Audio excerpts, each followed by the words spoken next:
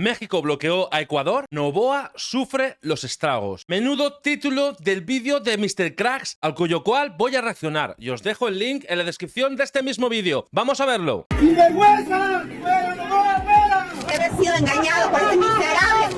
Y de que soy un pésimo enemigo para tener. Anunció cortes de luz emergentes de hasta 12 horas diarias. Nuestra propuesta ni siquiera fue seguridad inicialmente. Gobernado por un mandatario que asalta embajadas. El bloqueo de México a Ecuador.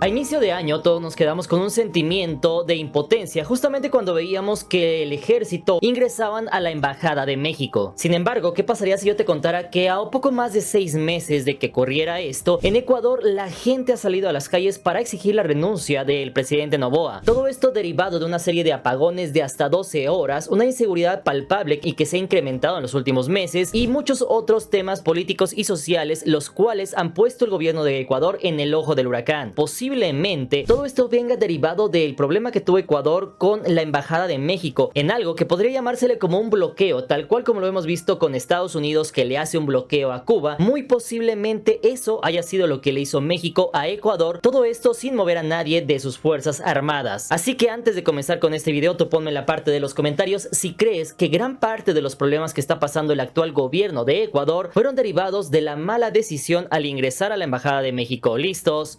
Comenzamos. Es que es muy fuerte, ¿eh? Hablar de un bloqueo es súper fuerte esto.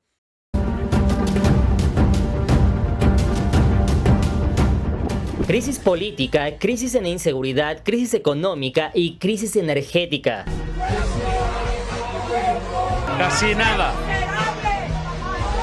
Evidentemente ya existía un precedente en Ecuador, sin embargo se intensifica una vez de que ocurre todo lo que conocemos con la embajada mexicana. Así que vamos a comenzar rápidamente por el primero y estamos hablando del sector energético. Como seguramente ustedes ya saben si han visto la serie de videos que hemos hecho sobre este tema, desde el 16 de septiembre comienzan los apagones en Ecuador, es decir, en ese entonces dice el gobierno, ¿sabes qué? Que ahorita solamente te vamos a cortar la luz por 1 hora y en algunos puntos del país después se intensifica a 4 horas y así llegamos a uno de los episodios más críticos de esta crisis energética en los cuales actualmente le cortan la luz en Ecuador ya no solamente a algunas ciudades sino a todo el país por cerca de 12 horas. Eso es una barbaridad, ¿eh? 12 horas sin luz, parece que no, pero no puedes trabajar, no puedes comunicarte, no puedes cocinar, lo que tengas en el frigorífico se puede echar a perder, los supermercados no pueden estar abiertos mientras estén en plena oscuridad, en fin, es que es un auténtico caos. Se paraliza el país literalmente.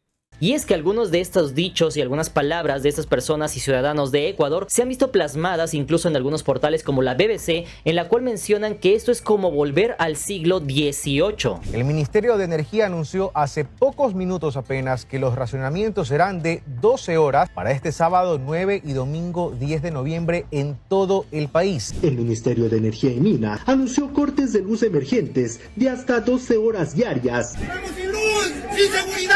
¡Sinvergüenza! ¡Fuera, Noboa, fuera! Y es que ya ni siquiera hablamos de no contar con internet, sino ahora ya ni siquiera con un servicio básico como la energía eléctrica, lo cual ha pegado gravemente en los negocios, empresas, escuelas y hogares donde sus ciudadanos tienen que aprender a subsistir sin energía eléctrica tal como hace 200 años.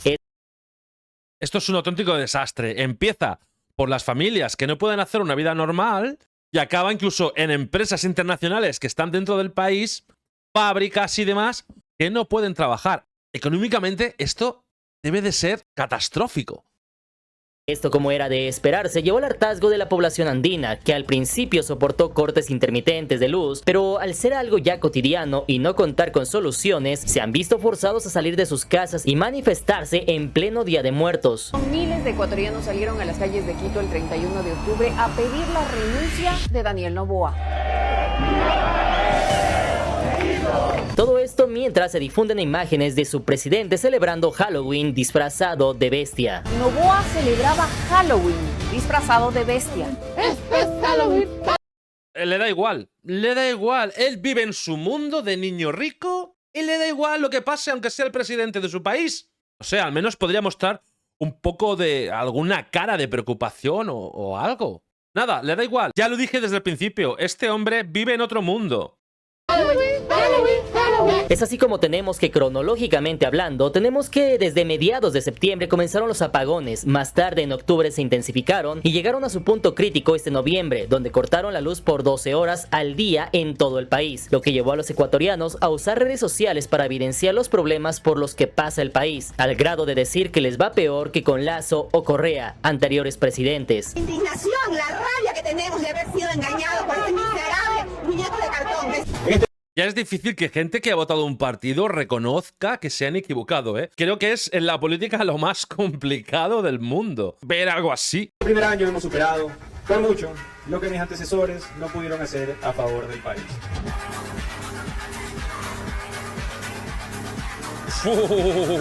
Y es que se dice que ante la escasez de energía eléctrica, el gobierno hizo funcionar la termoeléctrica Mazar a niveles críticos de agua, lo cual es muy riesgoso, pues ya no solamente arrastra grandes cantidades de agua, sino también de sedimentos y lodo, los cuales terminan por dañar las turbinas, motivo por el cual algunos internautas mencionaron que se había dañado una de ellas. Tú acabas de dañar la turbina de Mazar y empeora la crisis energética. Eres un grandísimo estúpido. No obstante, uno de los grandes problemas que ha enfrentado Ecuador en los últimos meses, más allá de la falta de electricidad, de hecho es la falta de agua, pues eso propició la falta de luz. Según el portal Ecuavisa, el pasado 16 de noviembre, la hidroeléctrica dejó de funcionar debido a alcanzar el embalse mínimo para su funcionamiento al llegar a los 2.110 metros sobre el nivel del mar, forzando así al gobierno a apagar las turbinas y dejar sin luz al país. Sin embargo, esto no termina aquí, pues debes de saber que esta agua bajaba a otras hidroeléctricas que estaban aguas abajo, como lo son la de El Molino y la Sopladora, las cuales producían 486 megavatios. Fue así como estas también tuvieron que detener operaciones, así que como puedes imaginarte, esto empeoró el suministro eléctrico a una población que de por sí ya estaba muy golpeada, la cual ya no puede trabajar ante la falta de la vital energía eléctrica en medio de un mundo donde ya todo funciona con energía eléctrica. Ecuador vive sus peores apagones de los últimos 30 años. Tenemos que estar como en el siglo XVIII cogiendo baldecitos, como cuando yo vivía en el campo.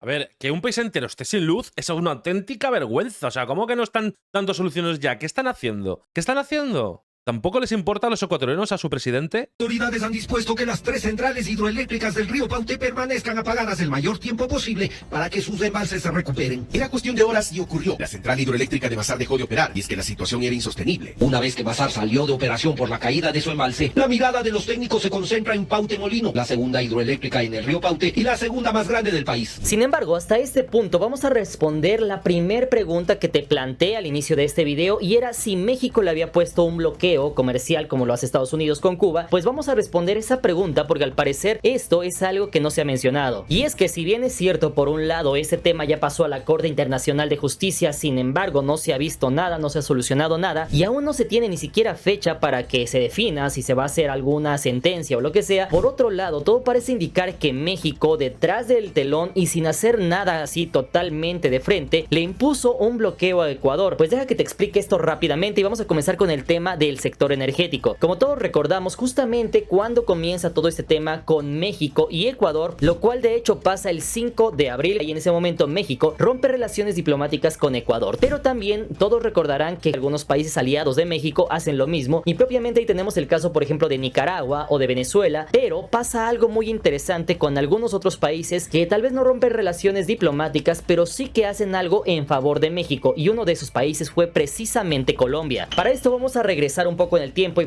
el presidente de Colombia le metió mucha caña a Noboa, ¿eh? No se cortó un pelo. vamos a hacer memoria. ¿Qué pasa justamente cuando aparece esta noticia de que ingresan a la Embajada de México? En ese entonces supimos que el presidente Petro, que de hecho todos recordamos que es uno de los grandes amigos tanto del presidente Andrés Manuel López Obrador como de la actual presidenta Claudia Sheinbaum. Lo que hace el presidente de Colombia, dice: ¿sabes qué? Que no voy a cortar relaciones diplomáticas contigo, pero voy a tener que dejar de venderte energía eléctrica porque prefiero dársela a mi población porque hay sequía. Eso fue lo que se nos dijo. Entonces, derivado de esto, comienza a pasar una serie de eventos en Ecuador que terminan trayendo al país a lo que conocemos actualmente. Sin embargo, si hacemos memoria, antes de que asaltaran la Embajada de México, este problema ya existía, es decir, ya existía sequía, las hidroeléctricas en Ecuador ya no estaban produciendo la misma energía eléctrica que hace algunos años. Sin embargo, ¿qué pasaba? ¿Por qué no estaba el mismo problema como lo tenemos hoy en día? Y es ahí donde aparece Colombia. En ese momento, Ecuador ya no puede comprar la energía eléctrica a Colombia y en ese momento comienza la escasez de esta energía, derivando evidentemente lo que conocemos de septiembre, octubre octubre y noviembre. Yo no lo entiendo. La gente de Ecuador, trabajadora, pagando impuestos, ¿para esto? ¿Pero qué coño? ¿Qué están haciendo con los impuestos del pueblo ecuatoriano? Es que esto es una pésima gestión. O aquí hay gato encerrado o algo.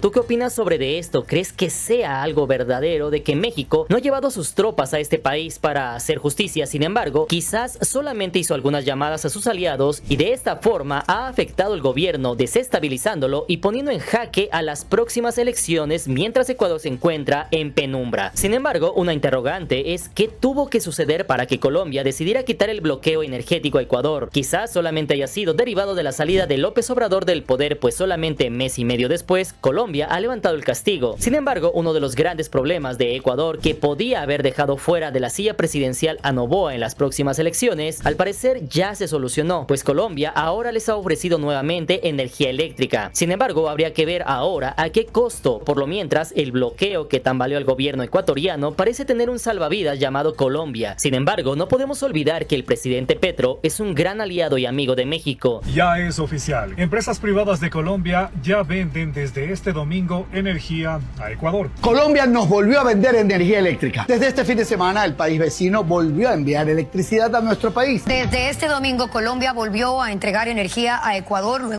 Y si no llega a ser por Colombia, ¿qué pasa? ¿Qué pasa? Que estarían peor todavía. Madre mía, ¿y qué culpa tiene el pueblo ecuatoriano de esto? No tiene ninguna culpa. Trabajando todo el día para que te pasen estas cosas. Que ya no puedas trabajar, que no tengas luz. Qué situación de verdad, ¿eh? De un mes de haber suspendido la venta de electricidad. Ahora bien, de los puntos que ya te comenté, vamos con el del sector económico. Y es que no necesito darte una gran explicación, pues es algo sencillo de ver. Por un lado tenemos de que evidentemente a la gente ya no poder trabajar, efectivamente te quitan la luz 12 horas, tú ya no puedes trabajar. En ese momento cae la industria, cae la producción del país, caen los trabajos, caen las ganancias, cada vez la gente compra menos. Y esto se ha visto reflejado en la contracción de... Y cae la confianza de las empresas internacionales de trabajar en Ecuador. El mercado de Ecuador, es decir, el mercado ecuatoriano se ha contraído cerca del 2.2% en los últimos meses, lo cual evidentemente a las clases más altas no termina por pegarles porque evidentemente tienen un colchón de soporte. Sin embargo, desafortunadamente, como pasa en todos los países del siempre, como siempre pasa, las injusticias son así. Mundo, las clases sociales que más comienzan a sentirlo al principio efectivamente son las más vulnerables, y estamos hablando de la clase trabajadora, la cual ya empezó a sentir los estragos de estos meses sin energía eléctrica. La economía de Ecuador está en declive. El Banco Central del Ecuador explicó que en el segundo trimestre de 2024 el consumo de los hogares se redujo en un 2,2%. Ecuador es un país económicamente quebrado, señala sin rodeos Diego Borja, experto en la materia. Se basa en la tasa de desempleo que hasta junio pasado era de 3,5%. En mi país no tenemos luz, no tenemos agua, no tenemos seguridad, no tenemos servicios de salud. Y no, yo no vivo en la Cuba comunista de Fidel, en la Venezuela socialista de Chávez. Vivo en el Ecuador neoliberal de Daniel Noboa. Sin embargo, antes de continuar... Madre mía, la gente está muy quemada y no me extraña. No me extraña. Esto no se trata de burlarnos como mexicanos de que les va mal a nuestros hermanos ecuatorianos, porque debemos de saber que ellos nunca nos hicieron nada. Ellos no entraron a la embajada mexicana, pero sí nos tenemos que dar cuenta de que en un país como Ecuador, que de por sí ya contaba con una crisis energética, de seguridad y económica, todo esto antes de invadir la embajada mexicana, si el gobierno ecuatoriano hubiera entendido que estaba en una frágil posición y su pueblo no soportaría más golpes, no hubiera atacado la embajada mexicana. Pero al querer mostrarse fuerte a nivel mundial, poniéndose al tú por tú con el país más poderoso de Hispanoamérica, esto solamente desencadenó como dominó una serie de eventos catastróficos para el Ecuador. Y es que si es que esa soberanía que se lleva y esa prepotencia, el problema es que no lo paga ni él, lo paga su pueblo. Porque él es rico, tiene dinero, le da igual la catástrofe que pase, él se va a librar, porque así es la vida de injusta.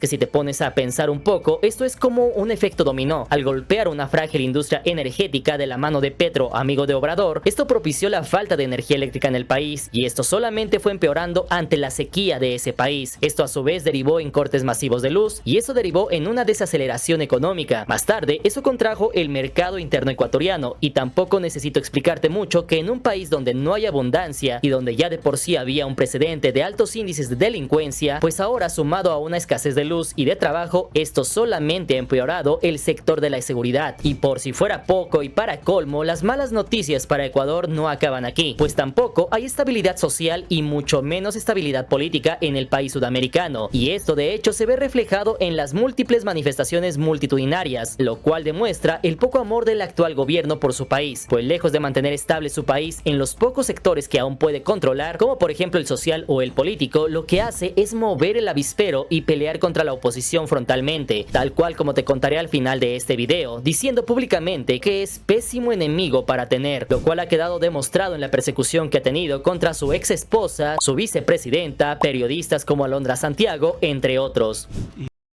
Pues Noboa, no te veo en posición de decir algo tan arrogante y tan amenazante. Sinceramente, estás muy perdido. Que sí, que la gente de tu alrededor dirán que son tus amigos, te dirán que lo haces todo bien, te darán palmaditas en la espalda y tú estarás ¡ay, qué bueno soy!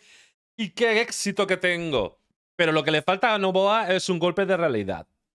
Y de que soy un pésimo enemigo para tener. El presidente Vamos, te tienen un miedo que vamos. Te tienen un miedo, vamos, están ahí escondidos todos los países esperando a ver si haces algo. Daniel Noboa ha repartido golpes políticos a diestra y siniestra.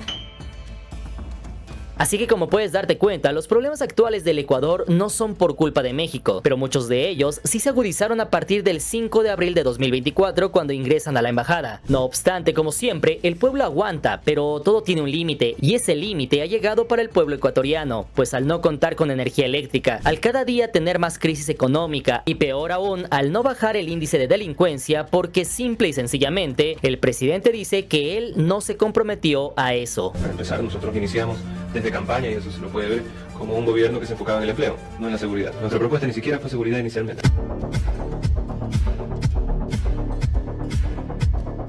Es así como todo esto ha orillado a los ecuatorianos a salir a las calles de Ecuador desde hace varios días, las cuales cada día se intensifican toda vez que ya arrancaron los comicios para las elecciones del año 2025, donde debes de saber que ya hay 16 binomios registrados rumbo a este año, lista que será ratificada en diciembre del año 2024, todo esto para arrancar las elecciones en enero del próximo año, en medio de un país que se vuelca a las calles en un acto desesperado por detener la crisis en Ecuador. Madre mía, si están a la vuelta de la esquina las elecciones y con todo lo que está pasando en Ecuador, esto va a ser revolucionario, ¿eh? De esto nos enteraremos seguro.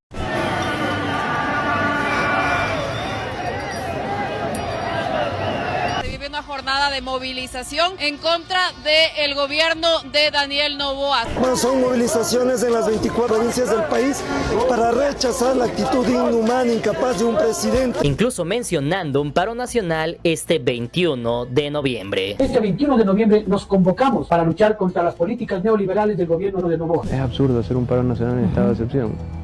De enfrentarse al ejército. No hay ninguna autorización para que manifestantes se tomaran las calles de las principales ciudades. Está vigente el estado de excepción y que no provoquen a las fuerzas de seguridad. Exhortando a la ciudadanía a no participar en actitudes provocativas a las fuerzas del orden. Espera. Gobierno de Daniel Noboa amenaza con matar. Es que no puedo decirlo porque me censuran el vídeo.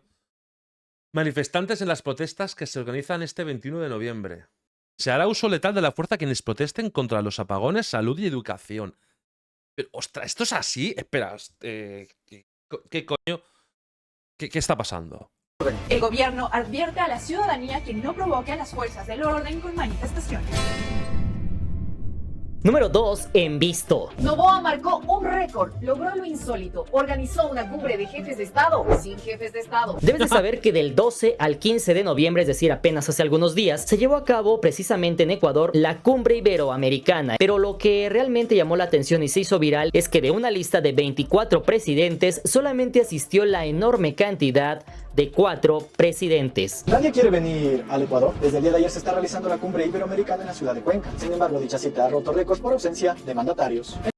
Toma, Noboa, ¿no quería récords de lo bien que hacía las cosas? Toma, aquí tienes el récord. Nuevo récord de Noboa. De 24 presidentes, vienen a verte 4. ¡Bravo!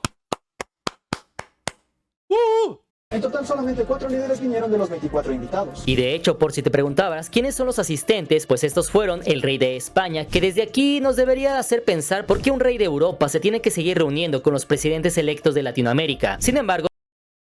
Esto no me lo esperaba. ¡Ay, Dios mío!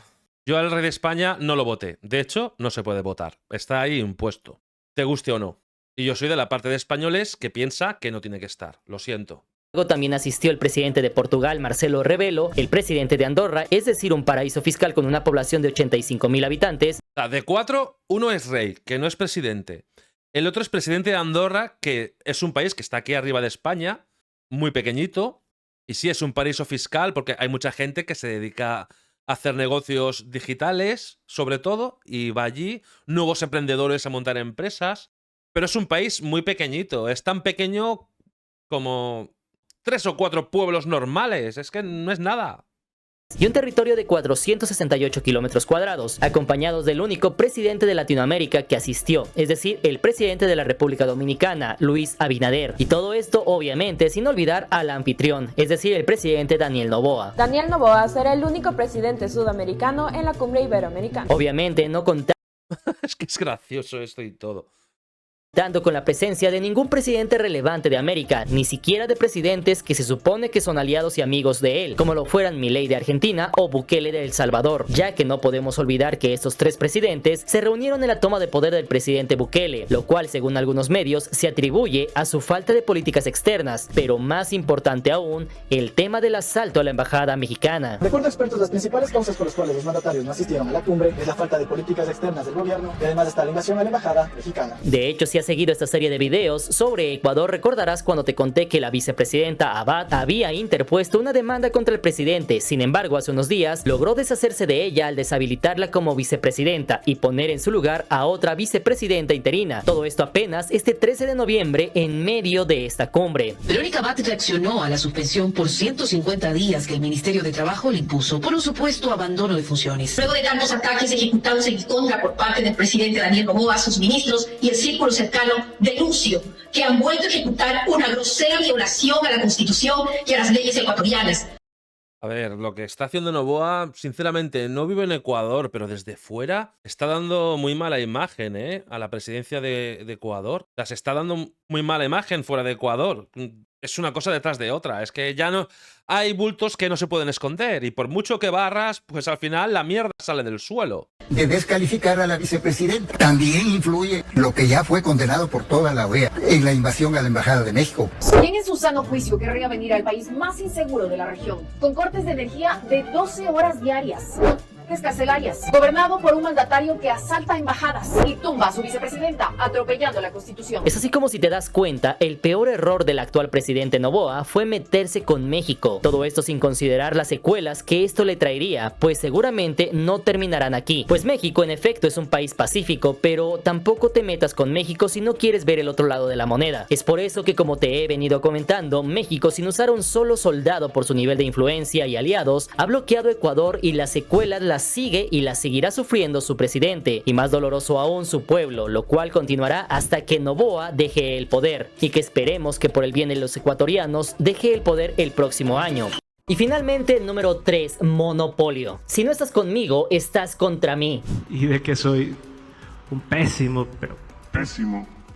enemigo para tener. Y es que, como te he venido comentando en los últimos videos, casi todos los problemas que tiene el actual gobierno de Ecuador son derivados de sus propias decisiones, las cuales terminan arrastrando a su país. Sin embargo, también ya vimos que gran parte de esos problemas se pueden solucionar si el presidente Noboa deja el poder. No obstante, todo parece indicar que en el 2025 no será tan sencillo, pues por un lado estamos viendo que mucha gente está en contra del actual gobierno, pero por otro lado también estamos viendo que el actual presidente está utilizando todo el poder del Estado para atacar a sus adversarios, incluso sacando de la contienda a algunos candidatos presidenciales rumbo a las elecciones del siguiente año. Como todo dictador, Noboa elimina la candidatura de Jan Topic. Topic, cabreado mediante su cuenta de X, le dice a Daniel Noboa: créeme, tú no serás el presidente. Sin embargo, el panorama no pinta nada bien para Noboa, quien deberá convencer a todo un país que está en su contra de que él es la mejor opción para los próximos 4 años, toda vez que el nuevo presidente o presidenta será nombrado el próximo 9 de febrero del año 2025, y en caso de no obtener más del 50% de los votos, se llevará a cabo una segunda vuelta el 6 de abril del año 2025, es decir, exactamente un año después de la invasión de la embajada mexicana por el gobierno ecuatoriano. Yo, después de ver todo esto, solo espero que el pueblo ecuatoriano se levante, que vaya a las elecciones y ponga todo el peso de su razonamiento en pensar de una manera muy objetiva, sumar votos para el bienestar de su país. Yo pienso que Noboa está siendo demasiado frío, demasiado, no mostrando ninguna preocupación por lo que está pasando. No solo eso, sino mostrando una soberbia que no tiene ningún sentido. Bien, amigos, hasta aquí el vídeo de hoy. Nos vemos en el próximo. ¡Chao!